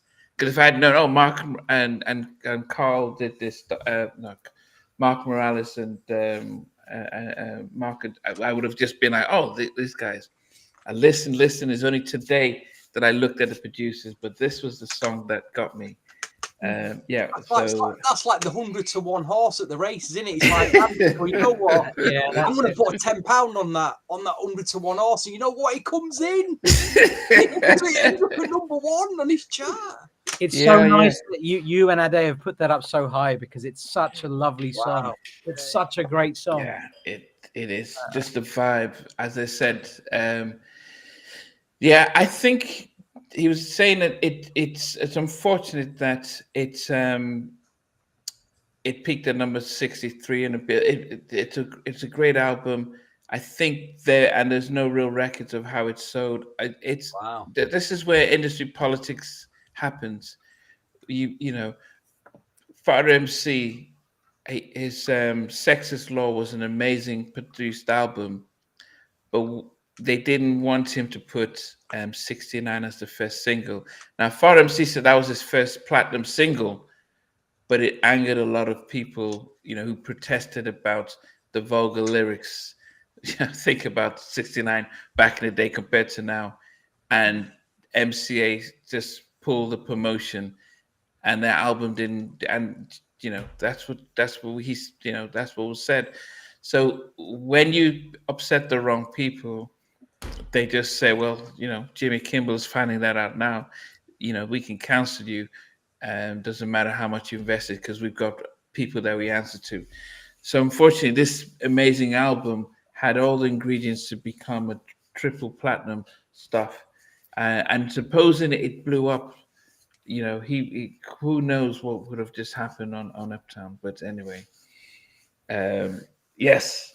Don't You Want to Make Love is I wonder if I'll continue to like it as I do All I See. But who knows? VJ Benson's asking you this question. I've got my list to go as well. So okay. The big list. So Christopher Williams, he asked a question about what was the situation. So Stevie had mentioned, or Zach had mentioned, somebody had mentioned that during the production of this album, Kiama Griffin, Ike Lee, and Christopher Williams created a production crew called CK Blunt Productions. So that was the production crew that was involved in the 1-2-3 album that you're talking about. And 1-2-3 had a great album. Love Me Right was fantastic. But I think pretty much all of it was produced by Kiama, Ike, and Christopher Williams. The album is exceptional. but we did a combined list for everybody that sent it in. Shout out to Zach, Brandon, Renge, Mandeep, and everybody else that sent in their lists. And Marco, you've said something interesting again. You've been saying so many interesting things today. You said that album cuts rule the day. Maybe not. Let's see how this final chart goes. So this was the overall aggregate from everybody's lists. At number 12, you had Changes. Number 11, Where Are You Now? Number 10, When a Fool Becomes a Man. Number 9, Come Go With Me. Number 8, Don't You Want to Make Love? Number 7, Good Loving featuring Mary J. Blige. Number 6, Let's Get Right. Number 5, Please, Please, Please. Number 4, Where Is the Love? Number 3, a single, Dreaming.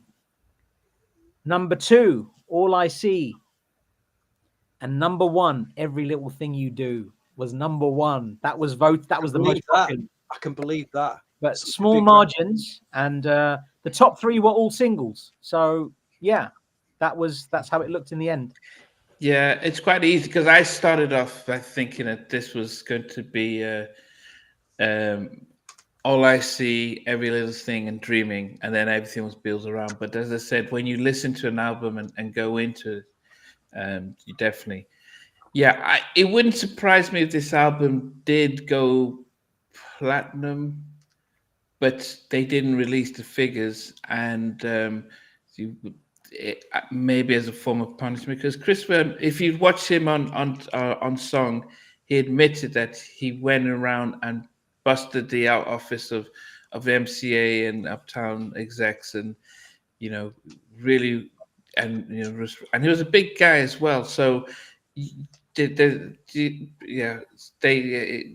easy to say, okay, the album flopped, don't push it, don't promote it, take it off the shelf, and we cancel you. And unfortunately, because a lot of people have heard it, the album, but yes. But it's like what happened with Rick James, right? Rick James, he went into the office to collect his check. He was given $1 million check. Yeah, right. We talked about this. Did we talk about this? We talked, and I sort of the little cut. I saw the little, yeah. And from that moment on, like Motown said, we're going to drop working with Rick James or pushing Rick James, which is a travesty. Rick James was an incredible talent, and they said we're gonna focus on Lionel Richie. So all that middle of the road nonsense that Lionel Richie came out with in the 80s instead of Rick James, that's what was pushed. And obviously, it sold a gazillion copies. Yeah. But one thing I wanted to share about Christopher. They were right, though, weren't they? They were right, though, Motown. Sold a gazillion copies. That's what the music is. It is a business. No, but okay. All right. Who would you say is more talented, Lionel Richie or Rick James? I think in what sense of musician or songwriting? Just any sense. I preferred Lionel during those All Night Long and Hello and all that. That was more. Yeah. Rick was very much as I didn't like that funk because it just didn't speak to me. No, as a kid I didn't really warm to it. I mean, I remember I went out last night. What was that? I went out last night. Yeah, I remember that song. That was a fun song, but the rest of it, no. But I think Lionel was more commercially appealing. Yeah. But the moral of the story of what VJ was saying is that any people, labels, or even anyone in entertainment, what they will do is if they feel as if you feel bigger than yourself, they will cut you off. No matter if you're Prince or Michael Jackson or George Michael, they want to show, look, we control you, we own you. And unfortunately, if they don't want you to sell, and they said all the money we've invested, that's fine. We'll get rid of you and get rid of that, and so that's unfortunate. Anyway, we've given the viewers 2 hours of our time. One last thing to say about this album, this Changes album. On the hype sticker, it says, featuring the hits All I See, Changes, and When a Fool Becomes a Man. So somebody somewhere was considering Changes or When a Fool Becomes a Man, which is interesting. I just thought I'd share that. Nothing else to add. That's it. And they did it with How are we going to pick an album as dramatic as this? What it's been on this podcast tonight, I don't know. It's been incredibly. The three of you are all mad. All of you are mad. Yeah, we need to rank it. So out of 10, Stevie, what would you give it? Oh gosh, I'll give this album another 8 out of 10. 8.5 out of 10. Same. Okay. A day, what would you? 10. You give it a 10 out of 10. Okay. Very generous. VJ, you said you'd give it a what? 8.5. It's the same. I think it's about right. Okay. 85% is a good score. I think it's close. It's close to being. If it had 11 All I Sees on there, then we would have been all right. About 10. Yeah. I think if it didn't have Come Go With Me, Yes. I probably would have. I think because so I would give it. I'll give it an 8.5 out of 10. But definitely vocally, we'll do a vote. We'll do a top 10 male vocalist, Chris will be up there. But guys, we want to thank you. It has been an amazing episode, amazing album, and it's good to be able to celebrate this album. We might do the Bobby album again. Who knows? Just kidding. For the 5th time. But Ben has talked about End Touch, so that's stuff that we'll look into as well. So don't worry about that. But it has been great, beautiful album. I can't remember what's next. Oh, next week, we are doing. With Andrew Knight coming back, and we're doing the Boyz II Men versus Jodeci, the ballads. Boyz II Men. Cooley High Harmony versus Forever My Lady, top 10 ballads.